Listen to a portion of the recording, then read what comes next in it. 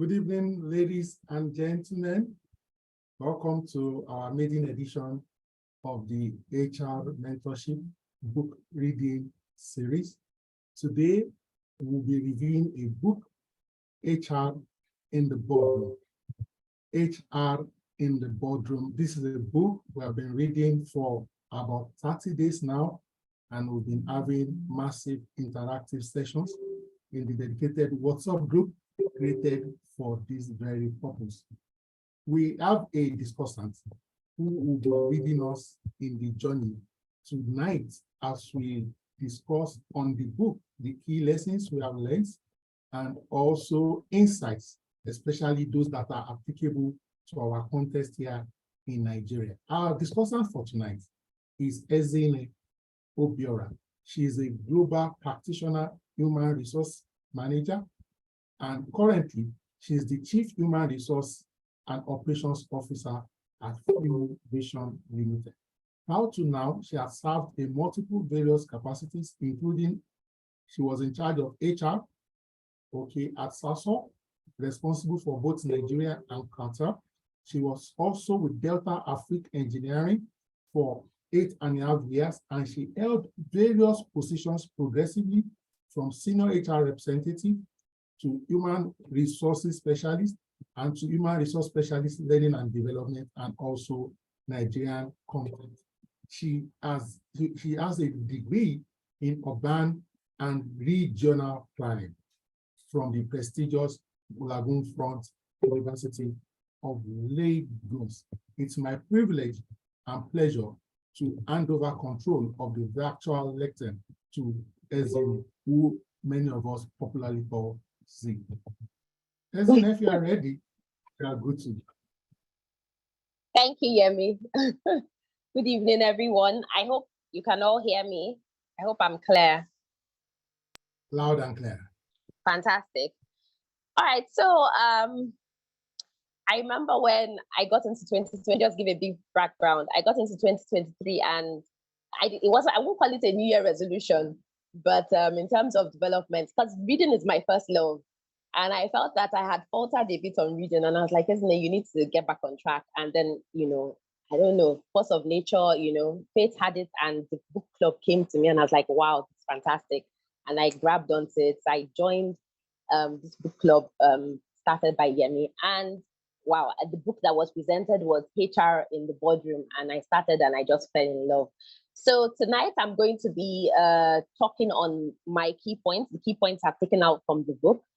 I don't intend for this to be me just talking at everyone. I would like this to be an interactive session, because I do know that for those of us that are in the book club, some of us have read the book and we have our own thoughts. So there will be room for you to give your own thoughts on what you have also taken from the book and how you have applied it. Because I remember that one of our senior colleagues, Emmanuel, actually, it will be nice to discuss that in the session. But I'm first of all going to dive into my key points I got from the book. I finished the book today because of certain things, but I think I have been able to read most of it, and I'm going to place it away. But yeah, it was an exciting book to read. And it was interesting that there were lots of practical scenarios. I would read things and I would laugh because I had already experienced these things. Maybe not at the board level per se. Yes, maybe a few at the board level.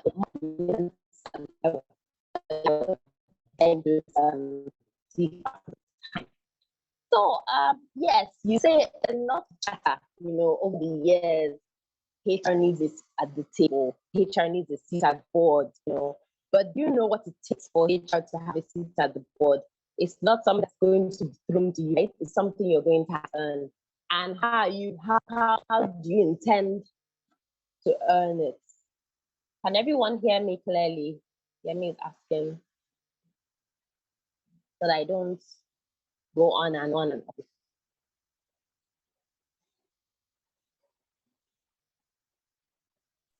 Can we raise our hands or something? Say something if you can hear. Okay. We can hear you. Please proceed. Okay, thank you. Hello,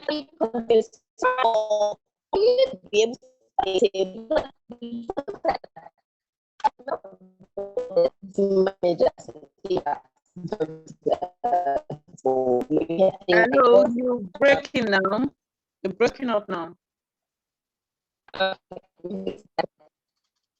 No, it's not. Yemi, can you hear me? Okay, It's better breaking. now. It's breaking. That's why I wanted the opinion of others. Perhaps it was my own. Okay. It is my own network. That's why I wanted other But people some people to. say some people say they can hear me though. Yes, it is better now, but before it was breaking. Sorry, it's network.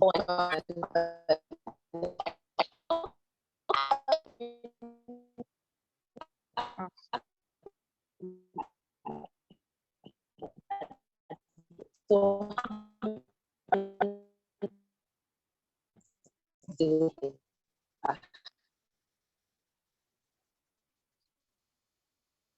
is it better now?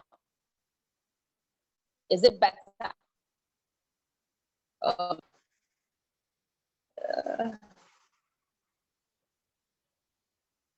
let me just run straight into it. Okay, so like I said, for you to earn a seat at the table, because naturally, management does not think or believe that you deserve a seat at the table as a senior HR professional. So what do you need to do to get your foot through the table? You first of all need to be business savvy, right? So now is the time for you to come away from being all comfy in that your nice plush office. For now, office, you just sit down and turn out policies and plans and initiatives. You need to fold your sleeves up and go to the field. And when I say the field, it could be in the literal term. It could be in the not literal term. And go to the shop floor and the business. You need to learn to understand business. If you don't have business, then how are you able to communicate with the members, right? And when you get feedback from people, then you're able to get more knowledge, able to be more into the business.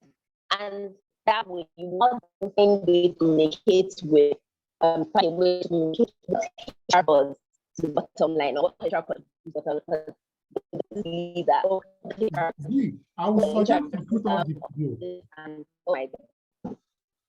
suggest you put off the video. Yes, it's affecting eating up your bandwidth. Yeah. No problem. You don't to see my face. All right, so can we hear now? Better. Much better. Yes. Okay, fantastic. So no need to see my face. All right. So yeah.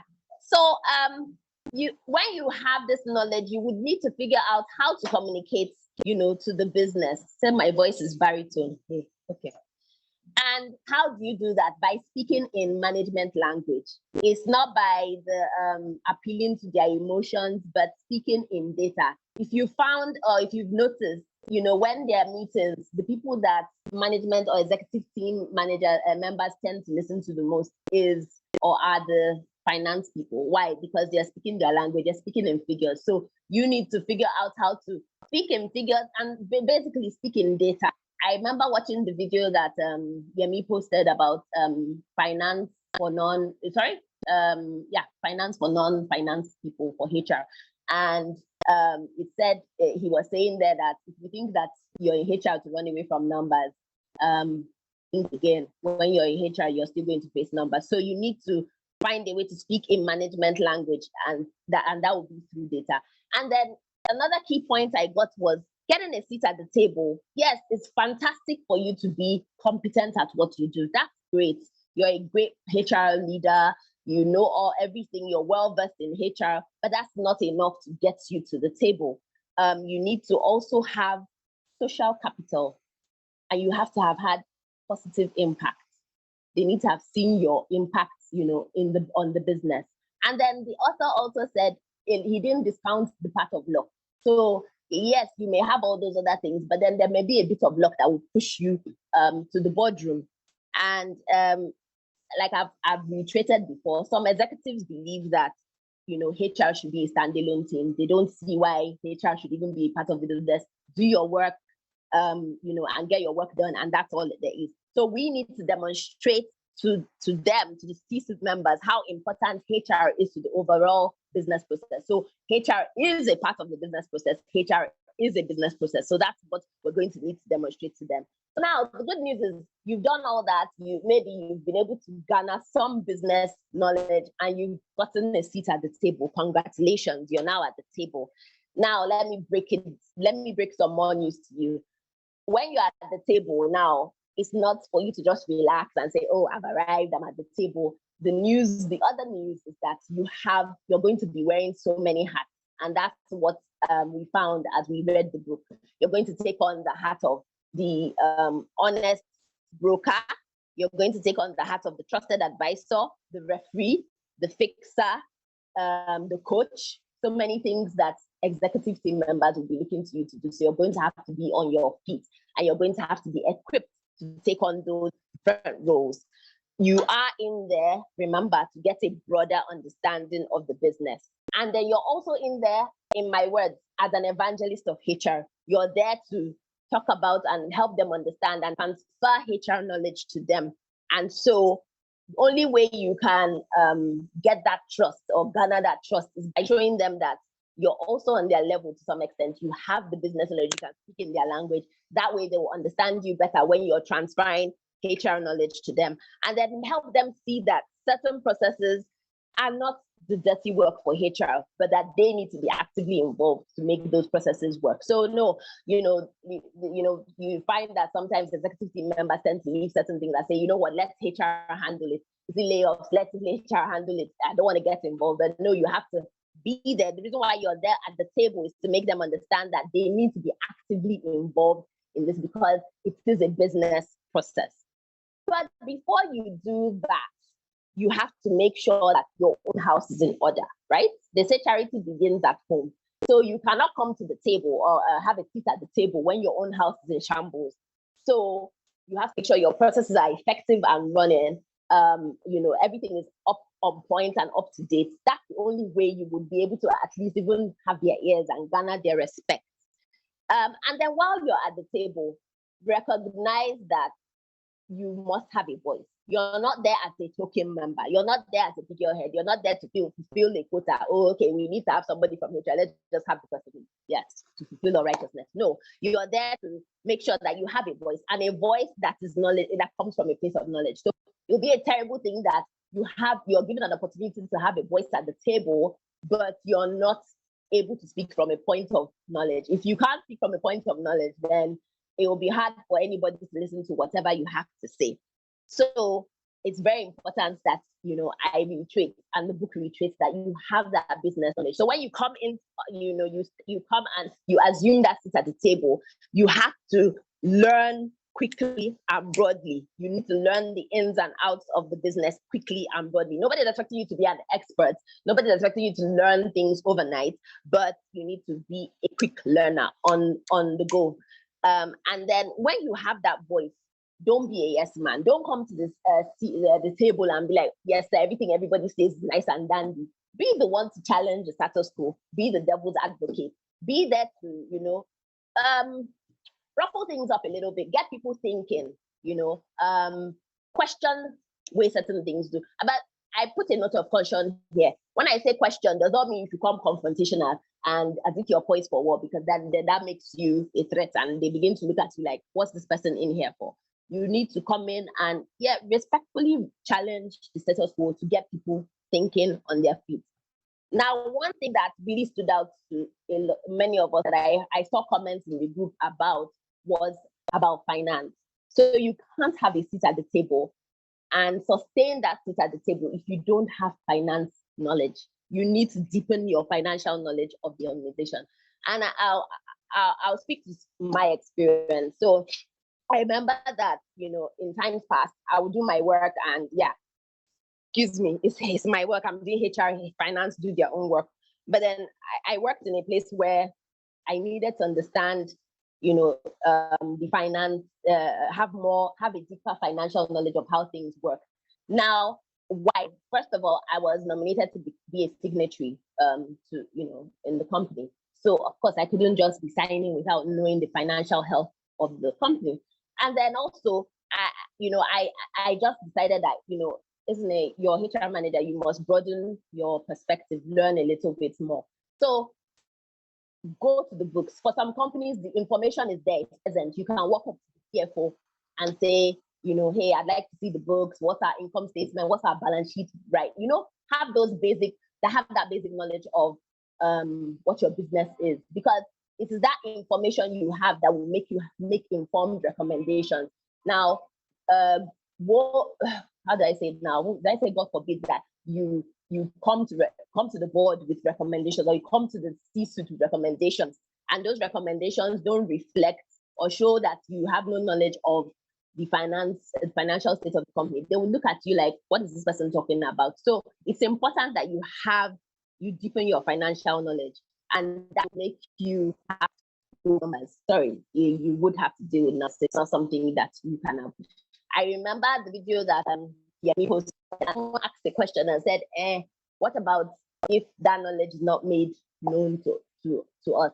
And the facilitator said, I think that's what some of us are at risk of. We sit down and wait for information to come to us. No, for you to be able to attain that position or get to the point of having your seat at the table, you have to go an extra mile, go out and search for that information. Remember when I said, when you want to deepen your business savviness, you have to roll up your sleeves and go to the field. It's the same thing. If you want to know more about the finance, pally up with the CFO, pally up with the finance manager, get to know the terms, get to know how things work. If is your company publicly listed, how is your company doing? What's the share value? What's the share performance? You need to know these things. These are very important pieces of information to know, because it will help you, it will make you aware of what can help or hurt the organization. Remember, I talked about the many hats you have to take on. You would need to be there to coach them to understand HR processes better. And the author made it simple. They start with the basics, and the basics are the R processes: recruitment, reward, retention, and retirement. So for recruitment, for all these processes, you will need to help them see how being directly involved in these processes would make the processes more effective and contribute more to the productivity and the success of the organization, right? So you're there as a coach to help them, understand the HR processes more and be involved in those HR processes. Now, when it comes to retirement, I remember the author talked about retirement. I said retirement not necessarily when someone is old or has gotten to a certain age. You can retire someone out of a role for different reasons. And when people are leaving roles, you need to have a pipeline of people that are available to take on that role. And that's where succession planning comes in. You play a key role in driving the succession planning process to make sure that it is a fair process. Now, the author admits that it's not going to be devoid of social bias. Now, you can't take away social bias. There will be a bias to some extent, in that process, because social capital impacts career mobility. See, I'll give you an example. I remember when we were involved in we're doing 360-degree assessments, and we're looking at someone taking on a role. I think it was project manager role or something. And there was this person that was really smart. She was fantastic at what she did and everything. But, the general consensus was that we don't know. She doesn't have those great interpersonal skills to be with us as a manager, to be part of the management team. And no matter how we try to push it, they're like, we'd rather go with someone who is not as, the person is also competent, but not as competent as she is, but the person has that social capital. The person can interact, have those interpersonal skills, because you now see that being an executive team member, it's not just about your competence. There are other factors that go with it. So you should see there that it's important to have social capital. Now, when you're driving the succession planning process, try to ensure fairness by discouraging cloning and lack of diversity. So when you're ensuring fairness, when you're doing your succession planning, focus on the position. So you're you're putting in plans to replace or take over the role, not the person. And when you do that, you're taking away the issue of unfairness or cloning, because if you're looking at the person, you will be at the risk of matching like for like. But if you're looking at the competencies of the position, then there will be more room for diversity, right? And then also start your discussions with the CEO and cut down on bureaucracy. You know that executive team members don't like anything that's complicated. Once they see that the process is complicated, that's where they lose interest. So try to simplify the process for them so that they are more engaged in it. They are happy to be part of it. And let's also note, and as he also noted, that diversity, when you talk about diversity, it's not just restricted to women, minority. Diversity cuts across so many categories. You could talk about sexual orientation, race, and all manners of things. Now, the same way you would do the process for the succession planning for an executive team member, the same way you would run the process for a CEO successor with the board. Now, whoever it is, or the people that you have identified as high-performing employees to the executive team board, try as much as possible to expose them to the team board. Let them have interaction so that the executive team boards, executive team members' decisions are not biased.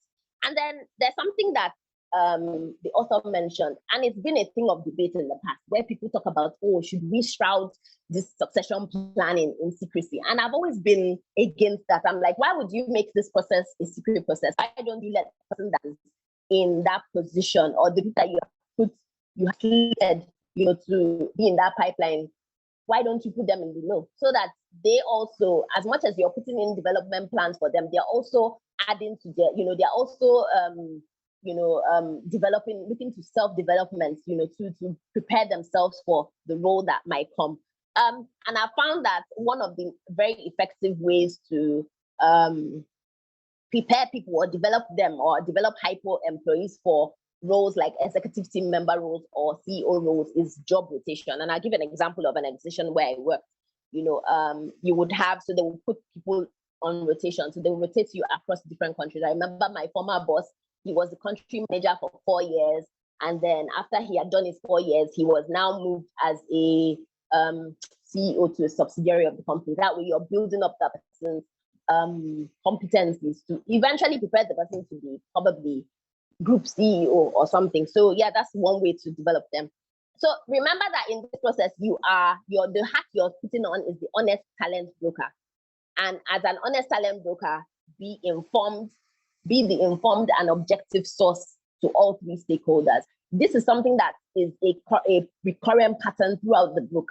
Whatever role or whatever hat you're putting on, make sure that you're informed, you have the knowledge, and you're objective, so you're free of bias, because that's the only way you get the respect of the people. You're not for somebody, you're not tilting towards one person, you're being the voice of reason amongst everybody. And the three stakeholders I'm referring to are the executive team members, the CEO, and the board.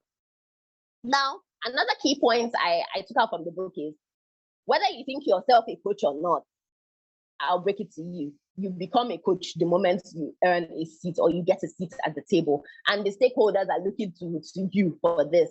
So now that you understand what makes them tick, because according to the book, once you have gotten that seat at the table, one of the things you're expected to do at the beginning is to assess the executive team members to determine their leadership styles, because you will need this information down the line, and we're going to get there. So once you have understood what makes them tick based on those assessments, and they see you as a safe zone, a neutral zone to be able to talk to confide in, because you can handle things with discretion, then you're rightly positioned to have effective coaching conversations with them. And your coaching may not necessarily take on the traditional form. It can be informal. It doesn't have to have a structure. They can decide after a meeting they want to have a conversation with you. You have to be ready for that.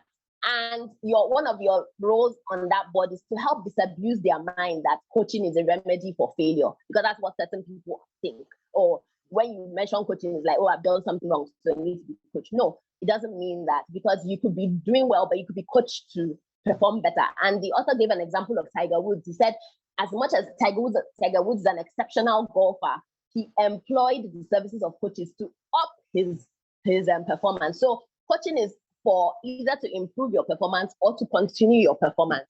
And then you need to recognize when it's time to bring in an external coach, right?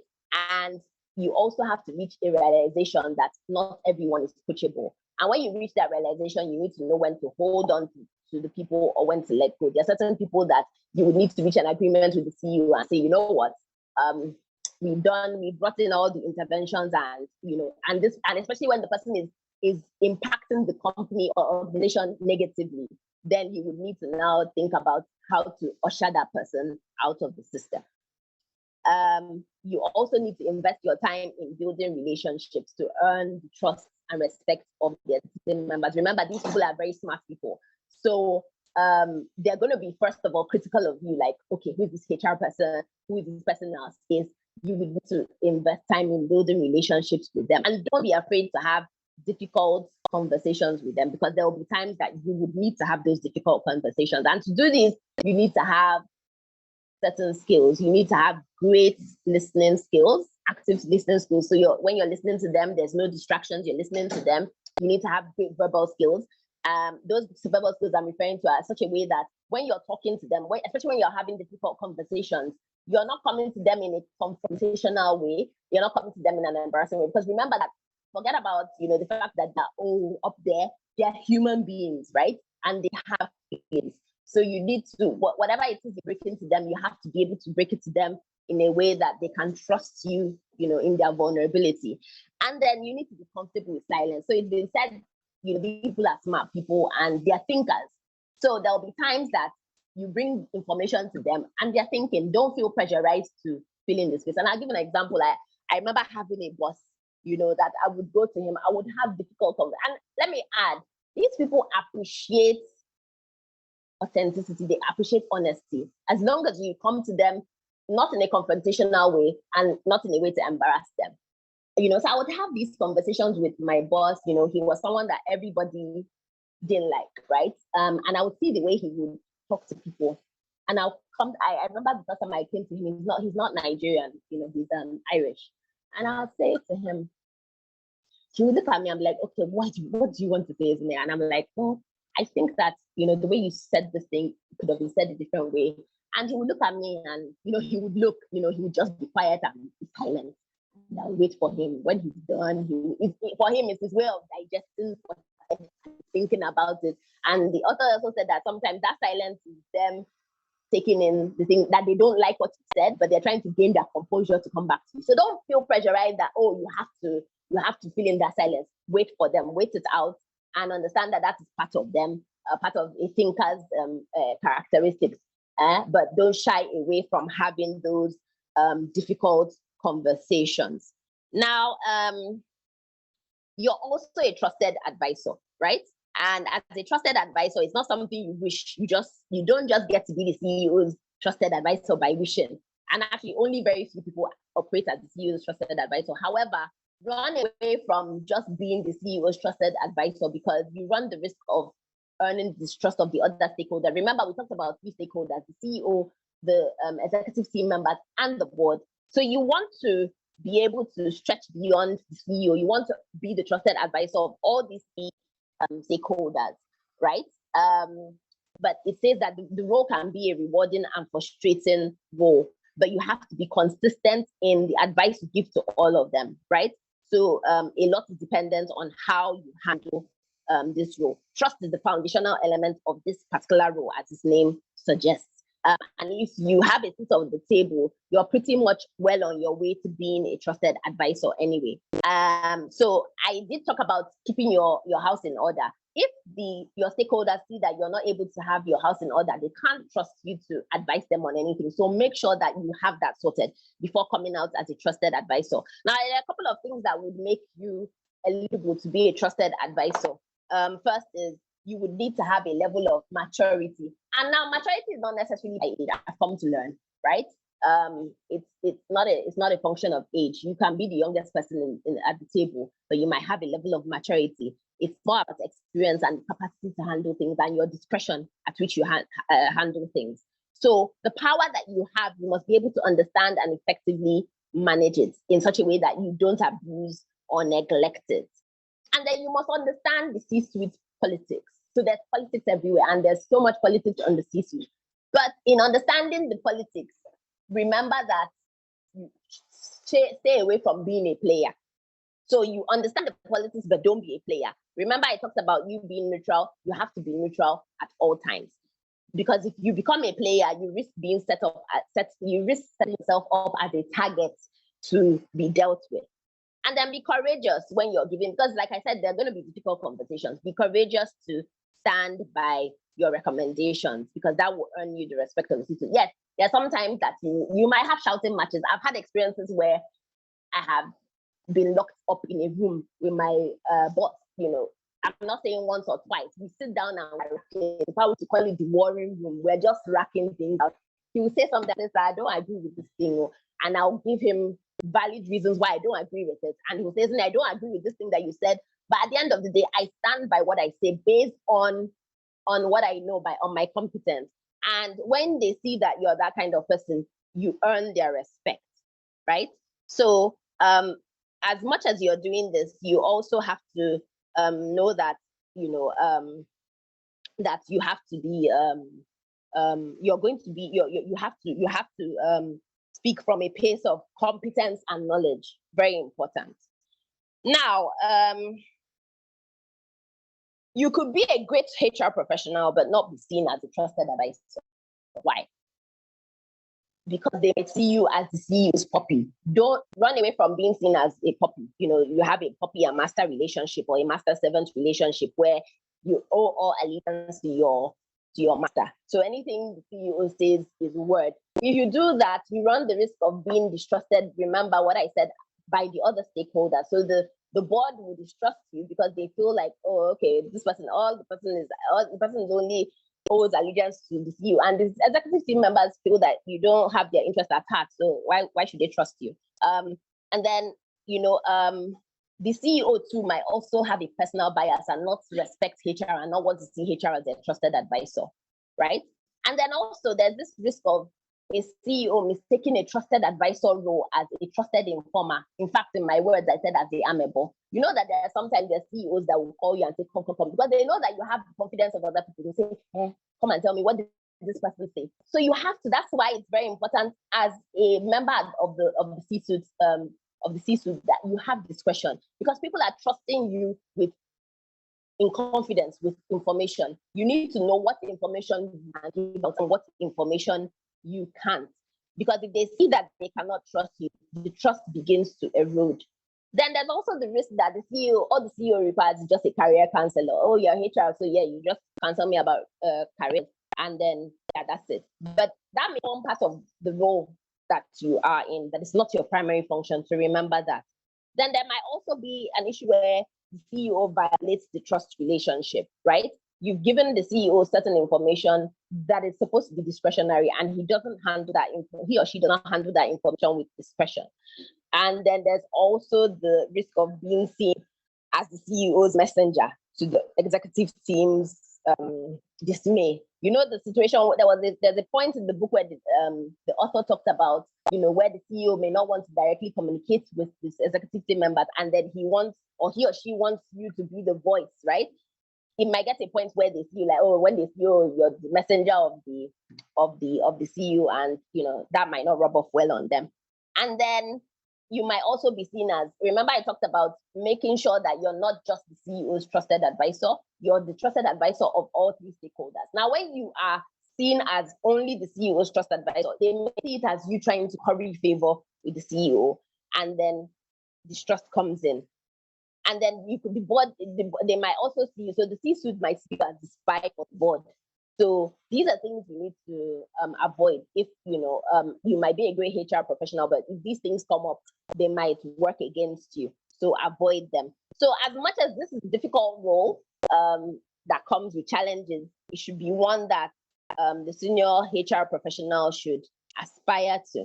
Now, the chapter that was very interesting to me was the one about navigating executive team work. Now, the thing I've found is that, and I've read, and I've come to find is that these people at the end of the day, they're human beings, and there's a lot of theatrics that goes on in the boardroom. These people look at like when they come outside, everybody is nice, and then the kind of things they get up to in the boardroom can be quite amusing. So you see them outside, everybody seems kumbaya and nice. But sometimes there's conflict. There's a lot of frosty relationship, or there's some frosty relationship behind the scenes.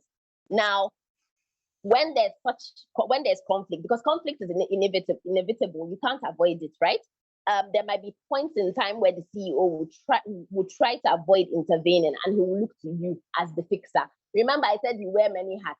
You are a referee, you're a fixer, you're a trusted advisor, you're honest talent broker. There's so much you have to do, right? And then there are even times that the CEO is willing to step in, but he shouldn't really be stepping in. It is your role as a fixer to let him know when to step in and when not to. And then there's certain issues escalate, and then you're called in as a referee to act in those, to intervene in those situations. So you need to know when you need to step in.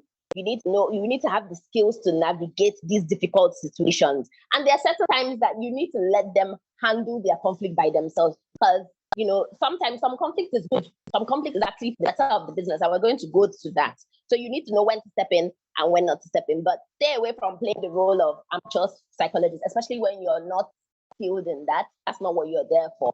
Just leave that for the experts. So I talked about different kinds of conflicts, right? It is a key skill for you, a senior HR professional in the C-suite, to be able to identify and understand the conflicts at play. You need to understand the kind of conflict where you need to step in. You need to understand the kind of conflict where you need to let them be and sort out themselves. Then you need to understand the type of conflict where the CEO himself needs to intervene. And the author mentioned that conflict can be like cholesterol. So there's good cholesterol, there's bad cholesterol. So there's bad conflict, which is like really toxic, it's messy, and can go on for so long, can go under the current for so long. And that's it's a really bad type of conflict that can cause a lot of negative impact in the organization. While then there's good conflict. There's conflict that, you and I, we disagree to agree, right, Abby? Right? So we can disagree, we might have diverse opinions, and we can have direct confrontation and allowance for expression of diversity. And I gave an example. I used to always look forward to having these, I used to call them sparring sessions with my boss.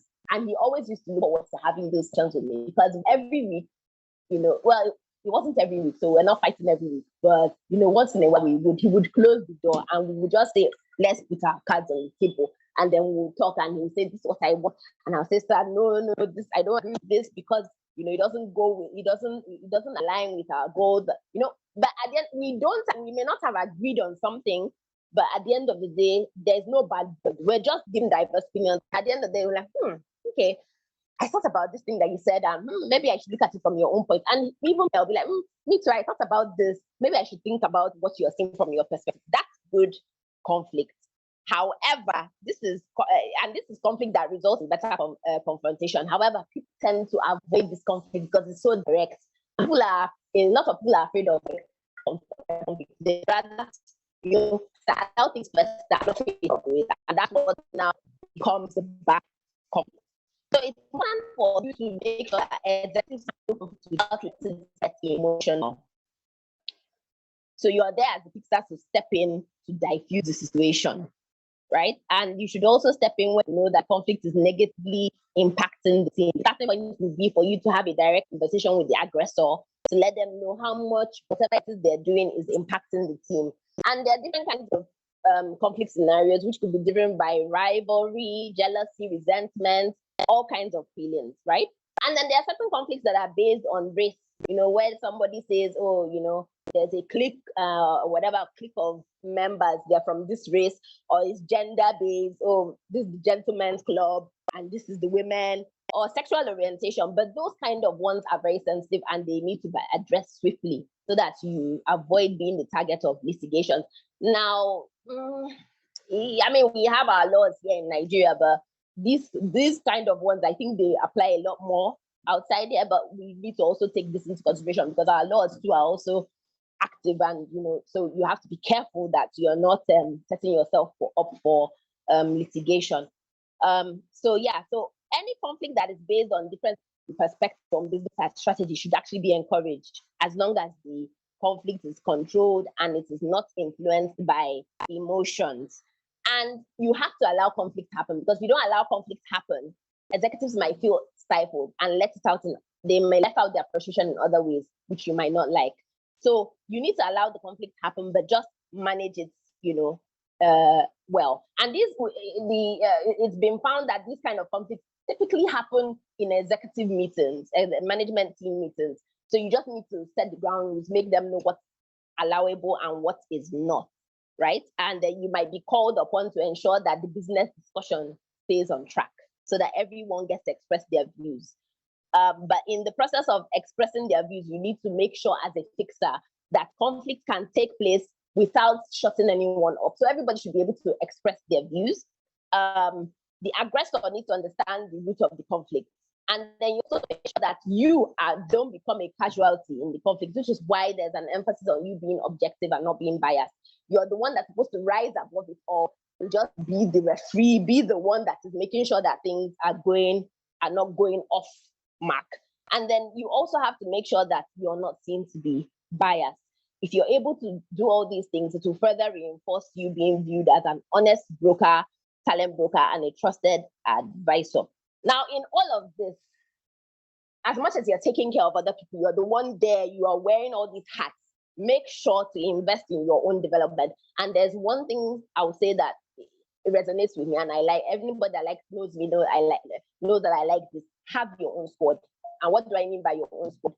Have your coach. So as much as you're coaching the members of the executive team, and all that, the stakeholders, have your own coach, have your own mentor, if need be, because these people are the ones that will help you to effectively navigate this journey that you're in, and take on this seat, at the C-suite. So now that we have gone over this, I've done my reviews, and you've thought about it. But before I even ask this question, I was going to say something. Oh, it's escaped my mind. But yeah.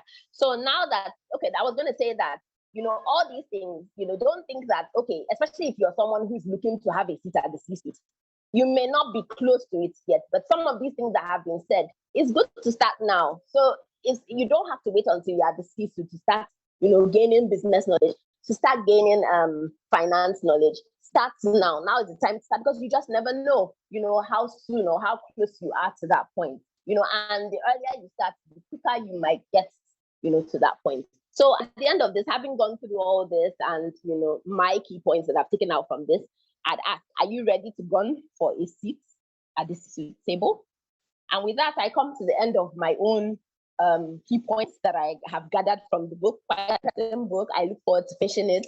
But I just leave the room for people that have their own comment regards to what they learned, and most importantly, how they've applied, maybe in the past or even now, what they have taken from the book HR in the Boardroom. Thank you. Thank you so much, Z. That was a massive knowledge sharing session. I'm tempted to ask that, are you sure you did not co-author the book? Are you sure you didn't write the book? That was explicitly done. Now, I'd like to ask you a question, even though you are not the author. At the very beginning, when I say beginning, even from the preface of the book, this subtle communication that made it look like HR is like second fiddle, like the child of the third wife. And so you have to prove a point. I'm just wondering, do other professions have to prove this kind of point? For example, accountancy, engineers. It's almost like we HR have to show that we are important. Why is HR configured that way? I think so. Here, let's say from the top of my head, this thing that we've had this conversation in groups and all that, where they feel like HR is the work for the lazy people. What is you're just pushing files, you're just putting policies. What's the big deal about what you're doing, right? You're doing with people. You have to say, shut down, say, what you need so much from the what's this of HR? I also think that it is the case put a lot to manage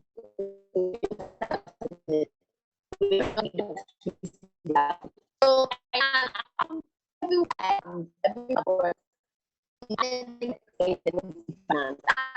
what you have, because you're speaking their language, you're telling them, they can see what they're doing translating to the bottom line of the business. But it's changing now, but we are not, some of us have not been able to adequately communicate what we do and how it contributes to what so you see they say they just say to do what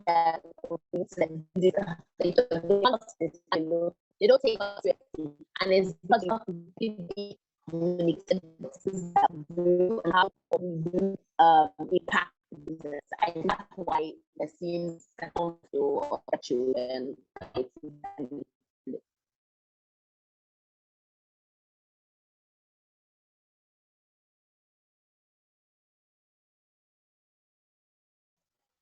Can you hear me?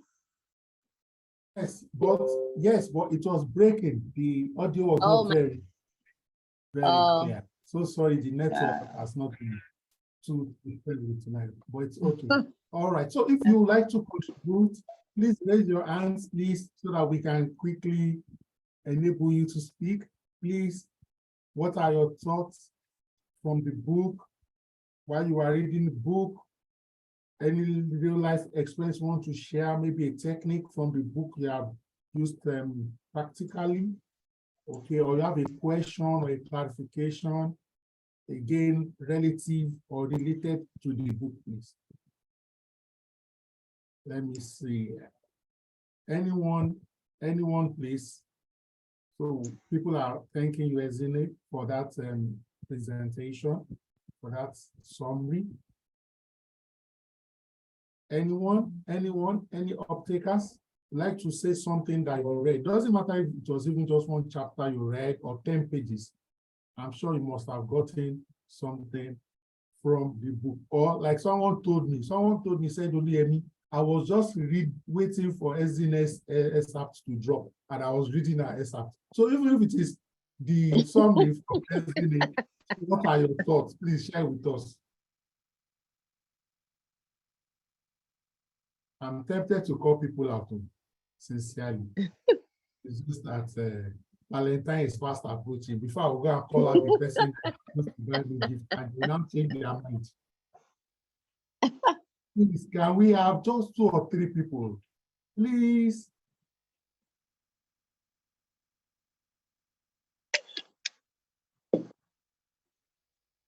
Okay. So if nobody is Make willing to... from Good evening, Mr. Ayemi. Can you hear me? Yes, good evening, Victoria. Please go ahead, please. Is my voice audible? We can manage it. The board people are in control of the network tonight. All right. I think what I gained from the book is I was able to understand some things that were battling me, like where I've been wondering in my current organization. Like most of the time, I get angry at the management, the unnecessary long meetings, having to be the one to stay up after everybody has left the office. Even when you're at home, you're there attending to one thing or the other. When it is this, you're the one that they get called. And then you see every other person that they are, even in the office, they are just, they are just enjoying themselves, attending to only the work they were employed for, while you get to do a lot of things. And I'm like, this is not right.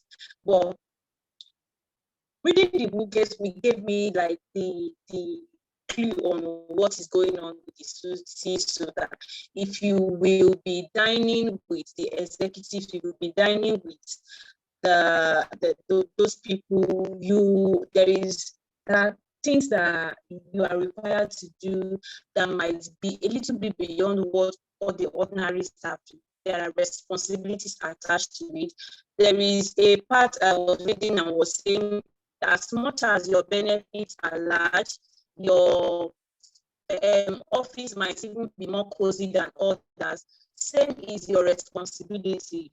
The more whatever it is you are enjoying from dining with the citizens, having a place, being at the boardroom, also the responsibility comes. So I was able to forgive my director for all the late night calls and all the disturbance and whatever that erroneous belief that have with probably they're just using me.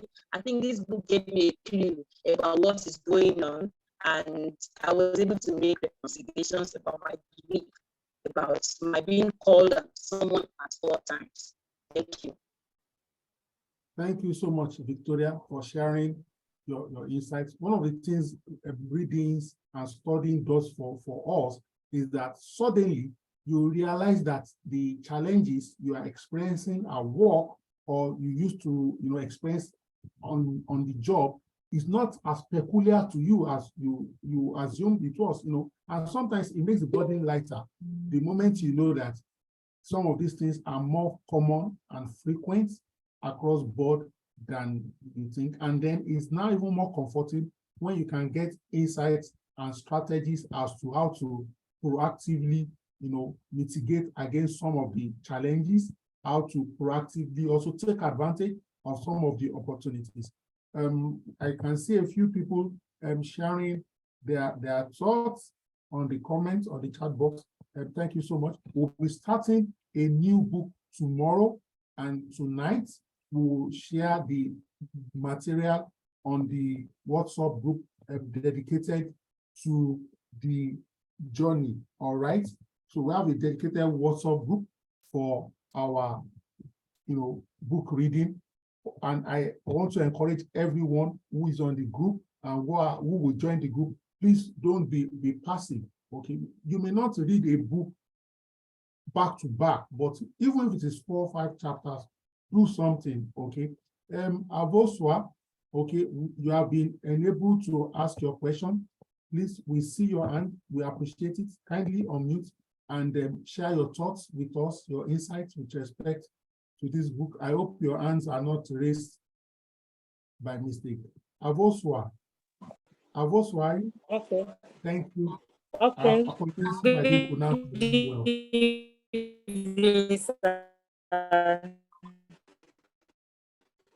Good evening. I really want to appreciate thoughts, and it really encouraged me based on the present job role I'm doing, because at a point like 3 weeks ago, I sat down, I was like, why am I doing this kind of job? I'm being employed as Fondex, I'm doing HR work, I'm doing admin, I'm doing security work. In fact, when operations employee comes, they prefer to come and meet me and ask me question on my desk before going to HR. I'm not like, you have somebody that you're relating officer, go and meet them, say, no, tell us the right thing to do. So for myself, and I'm already almost managers, I don't need to relax or feel discouraged, even though I'm not yet in that position. I should see myself as part of them that so with this, I think I will still need to improve more and expand my scope of work. So thank you very much. Thank you so much. I appreciate that. Thank you so much. Madam Olatoye, you may please unmute and give your contribution. Thank you. Good evening, everyone. My name is Olatoye Ogunyomi. I actually transitioned to HR from being a graduate training accountant to an accountant in the previous place of work I worked in years ago. I remember transitioning, it was accidental because how I actually got into HR was the HR actually fumbled on the job, and at the board meeting, the CEO was like, come, you'll be the one to head the HR unit. And I was like, hey, what do I know? I don't know anything, honestly. And when it kept quiet, it was to me, it was like, you either do the job or you get out. I just took it like, come, I need to go and educate myself. I was always checking Google and all the other things. But on the long run, you have this CEO that will tell you, get out of my office, you cannot do this. When it comes to salary, you have your team members actually mocking you that you cannot get it and all that. Honestly, I will be frank with you. I do cry, but I don't cry in the office because I was like, come, I don't know anything. What am I doing in this field for crying out loud? But on the long run, I would always try, I do change job, trying to find my career path. But in the course of going from one path to the other, I was learning on the job. So all my life, it was always like you are learning something. And on the long run, you can never say. One thing I would just want to encourage everyone here, don't keep any job. Don't say it is not my job. Don't say I cannot do it. Learn. Whatever it is that you can impact in, whatever you can impact on the job or as a person to the CEO, you don't have to actually shout. You don't have to kind of give negative impression because people are watching. On the long run, I got referral. Through that referral, I got my remote job. And ever since then, I've always been working remotely. And when I tell people that come, I want to come out, I want to get out to see people because you need human interaction. But when I read this book, HR in the Boardroom, honestly, it kind of opened my eyes to so many things that I was able to now relate with the CEO at the top level, with other management level. I sit on the board with them. Even when they are having their meeting, they'll come, oh, come, why don't you call Tayo to this place? Call her. Let us hear her input. No matter how small it is, never think your input is always stupid. They will always reason it out. Pick out whatever it is, just kind of, okay, this is my own input. This is what I want to say. And they will kind of listen to you. Sometimes they might keep quiet. It doesn't mean that they're not putting it, they're not digesting it. So one of these meetings that we had, quite all right. There was one of the remote job because I actually work with two of them. One was like, it was a startup. And the next thing, honestly speaking, I knew that I was wrong because I started talking about succession planning. And I knew that it was too early, but on the long run, they actually called, come, what do you mean by succession planning here? And they actually now made an organizational chart. So whatever it is, don't shy away from asking questions. Don't try of being yourself. Now, in the account, right now, because I have an experience in accounting as an accountant, they now said, okay, come, we are going to be taking the accounting section of it. And I said, come, what is the financial manager going to be doing? They said, come, you manage it too. And what can I do? One thing is never say no, continue. Another person, one thing is never say no to anything. Just take it off the job. They might be calling you mumu. They might be saying, you don't know your job. Do your own. Go and research, read books, and ask questions. If you don't know anything, ask somebody else. They will always tell you and put you to the right path. That's all. Thank you. Thank you, sir. Thank you so much, Olatayo. Thank you for sharing your experience. Okay, Nelly, please, you have the floor. Nelly, you are recognized. And that's the final contribution for tonight. Good evening, everyone. My name is Nina. Sorry for the Nelly on my as my name. Sorry. I first want to thank Mr. Yemi for this platform and the accountability, for us to study and be a master at our craft, learning from people's experience. I also like to thank Ms. Ezinne for her insightful review of every chapter. I was able to exhaust the book. I stopped at chapter 8. I still intend to see 2, but I've been snowed under with work. But then it was eye-opening for me. I'm still at the beginning of my career, and for me, it was eye-opening. And in the month I've been exposed to the book, I decided to go for it. So I'm not usually the one that would do, oh, this is my job, or this is where I want. I consider myself really ambitious, but this was eye-opening. It trickled it down to the basics of what you need to do. So I just want to say thanks for this platform, and I'm applying what I learned, and it's really making me visible in my workplace. Thank you so much for that feedback. Thank you for sharing your experience and how the book is helping you so far. I think I can't see any more hands. And so we'll wrap up right now. But let me once again, please salute Ezine Obiora. I'll call her for our closing remarks. But before I do that, I'd like to say that I must celebrate her and salute her commitment. She took on the book review project like she was doing a master's project at a foreign university, as if it was part of the requirements to get certified or to get a degree or a master or something. Very detailed, not wishy-washy.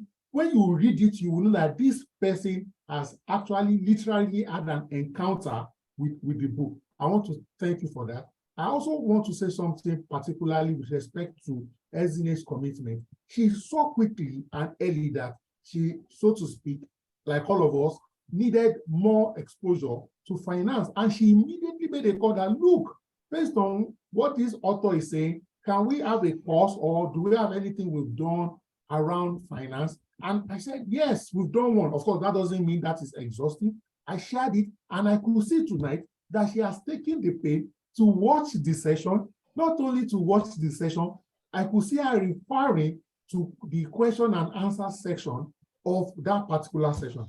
That is very commendable for someone who is a chief people officer who is still committed to learning, unlearning, and relearning. I'm proud to be associated with you. I'm proud to know you. Your closing remarks, please. Thank you.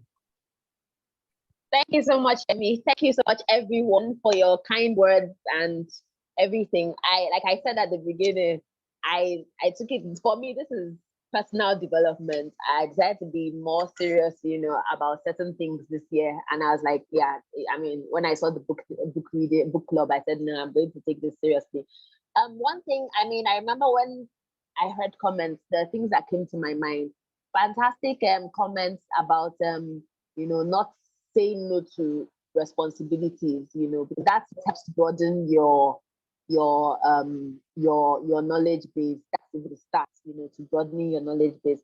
Another thing I'd like to add in closing is that when I mentioned something about having a squad, if possible, if you can, the person can be your mentor, it can be your coach. You can't even necessarily take on any of those roles, but someone that is like a confidant, someone you can run to questions.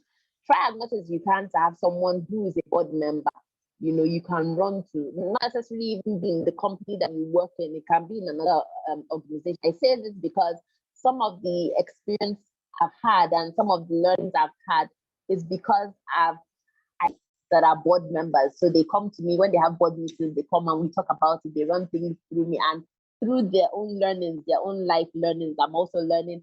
So I'm seeing things from their perspective, and then I'm also preparing myself as someone who's on the board as a HR professional. So if you can have someone like that in your squad, fantastic. It's a fantastic asset to you. But yeah, I would like to implore all of us. I mean, please, if you haven't finished the book, or even if you haven't even started, please, it's a gem to read. Take time out to read the book. Even if you can't read the book, maybe you can refer to my own brief summaries. At least it gives a summary of each chapter.